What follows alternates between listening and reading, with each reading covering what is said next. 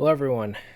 Today's video, we'll be giving my thoughts on the concept of what you see is what you get in Warhammer 40k. So I hope you guys enjoy my thoughts and opinions on WYSIWYG. Now my overall thoughts, I personally don't have a problem with it.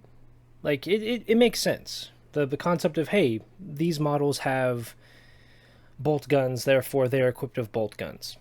It's fine. You know, I do think that what you see is what you get is more of something that applies a bit more to Imperium slash like Space Marine style armies, mainly because those armies, at least from my experience having put together some Space Marines and Emperor's Children models and a couple Chaos Space Marine models, is that yeah, it's easy to identify. Oh, that guy has a bolter and this guy has a meltagun. But when you look at an army like the Eldar or the Drukhari or the Tyranids, you ask me what the difference between a barb launcher and a spine launcher are for a Tyranid warrior. I probably couldn't tell you, and you'd have to point it out to me as to, oh yes, that is that gun, and that one over there is the other one.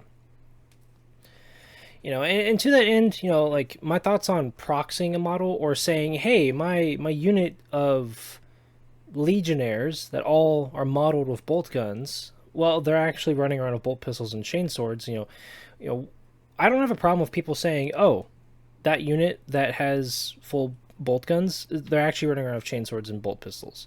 Don't have a problem with it, so long as you and your opponent, or the players that are involved in the game, are clear as to what is using what.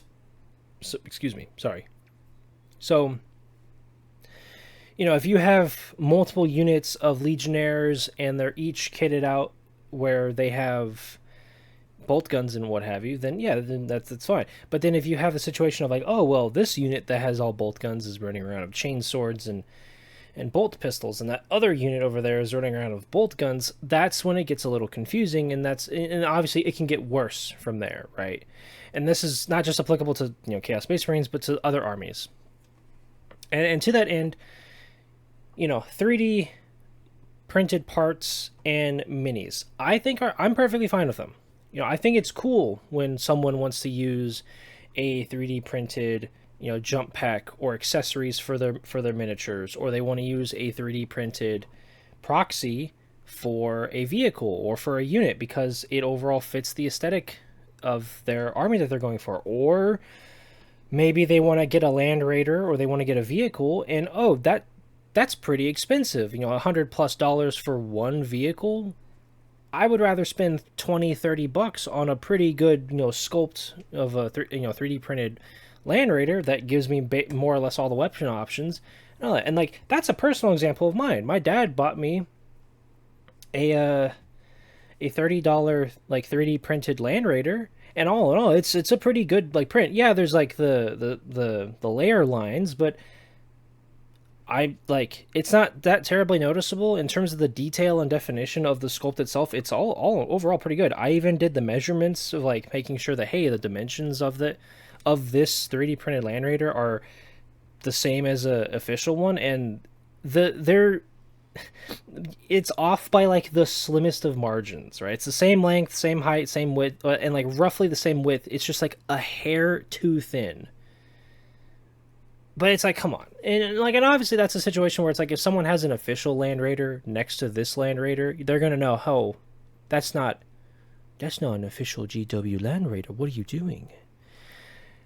It's like it's fine. It's a small thing, and to that, I don't think GW really help too much with WYSIWYG. What you see is what you get, because you have units like Legionnaires or Retributor squads for the Sisters of Battle, or a handful of other units where their data sheets say, oh, they have all these different weapon profiles.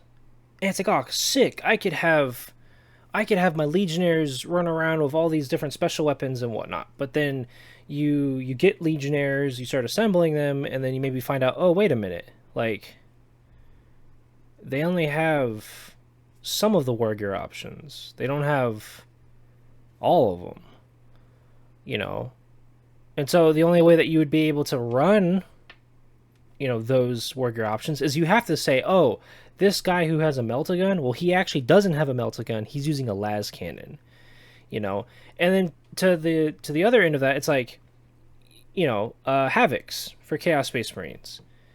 4 of the 5 guys in the Havoc unit can run the same weapon. So if for whatever reason you want to go, oh, I want 4 las cannons in this Havoc unit, well, unfortunately for you, you have to buy or 3D print or kit bash to get a full unit to have 4 las cannons. You would have to buy 2 additional or an additional box to, I believe, get enough las cannons to put that together, to have that unit of 5 have 4 las cannons. And that sucks, you know. Now granted, you know, and like, and to that end of like, GW technically doesn't help with what you see is what you get is, you know, with the whole identifiability, you have some armies like Black Templars where, oh, they use power weapons or mastercrafted power weapons. But then you look at the sprues and it's like, oh, well, they have power swords and power axes, and some of them have like power maces or shock maces, or they have like, you know, on the data sheet, they're just power weapons. But when you look at it from like the modeling perspective, and like, let's just say you're someone who doesn't know the difference, like you don't play Space Marines, you play nothing but Necrons, or you play nothing but Tyranids, so you can't easily identify that stuff. You would maybe ask, oh, what does this unit of Sword Brethren have over here? I see that 2 of them have like swords, so I'm assuming those are power swords, but like that guy has an axe and that guy has a mace. What are those 2 guys using? And if you as a Black Templar player just go, they're all using power weapons. It's like, oh, okay. You know, it's a little. There's an area for like confusion, and like that's the same thing goes with the Xenos armies, right? You take the leagues of Votann, and there, if you have a Hearthkin warrior unit using Autok bolters, or you know you have them modeled to where they're using Autok bolters, someone may ask you and be like, hey, are they using their bolters or are they using their ion blasters? And you could just be like, I don't know, because I don't know what they are when I didn't know what they are when I assembled them. You know, you could have that kind of scenario happen. Like, overall, I don't have an issue with it, and that's where I guess people can say, oh, we'll magnetize things. And my thoughts on magnetizing, just as a quick thing, I originally thought about making this as like a video, as its own standalone video, but it's more or less pretty small. I think that people magnetizing infantry armies, or more infantry heavy armies, like we'll just say Space Marines in this example, I don't think that's necessary, but hey, if you want to do that, more power to you, right? I may not agree with it. I may not want to do it, but hey, that's your prerogative. If you want to go and magnetize all your arms for your Space Marines, more power to you, do it. I think if you're going to have like Redemptor Dreadnoughts or Knights or vehicles and you want to switch up the loadout from game to game, magnetizing then is fine. But even then, I think it, like the saying, hey, my Redemptor Dreadnought that I put together with a Macroplasma and the, you know, Fragstorm grenade launchers, oh, this game I'm running him with the heavy onslaught Gatling cannon, and instead of the Fragstorm launchers, he's using the bolters. It's fine. At least in my opinion, it's fine. It's not that big of a deal.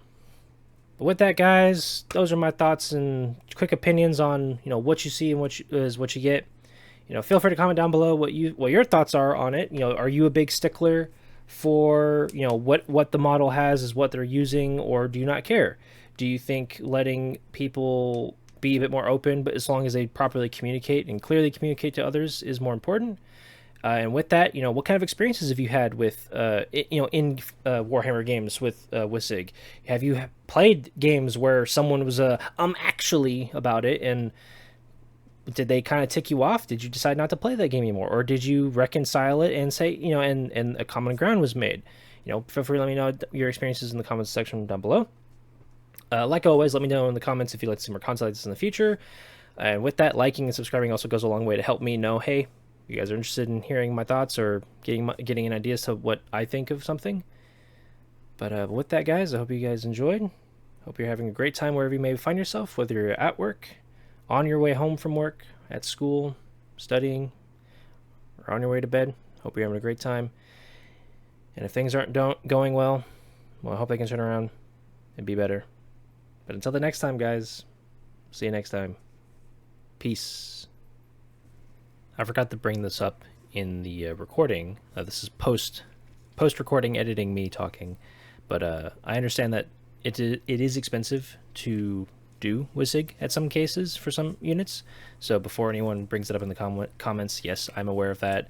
I'm sorry I didn't bring it up in the middle of the video, but yeah, I know it's expensive. That's partly why I bring it up right now.